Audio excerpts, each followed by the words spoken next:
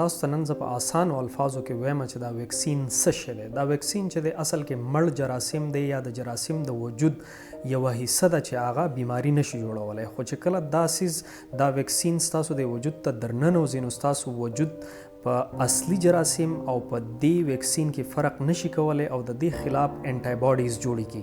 او که فرض که په مستقبل کې بیا اصلي جراثیم راشي نو دا انټي باډیز راولګي او دغه جراثیم مړ کی. د دې نه علاوه په دې وجود کې نورې خلیې دي چې هغې ته میموري سیلز ویلی شي او دا میموري سیلز اصل کې دغه جراثیم یاد ساتي، د دې میموري ساتي. او که فرض که په مستقبل کې بیا اصلي جراثیم راشي د وجود ته نو دا وجود ډیر په زر او ډیر په صحیح طریقه باندې د دغې جراثیمو مقابله کولی شي. نو لہذا ویکسین یا ویکسینیشن څه جادو نه دی بلکې دا ستاسو د وجود او دفاعي نظام په مستقبل کې جراثیم راتلو ته او د جراثیم مقابلې ته تیار ساتي.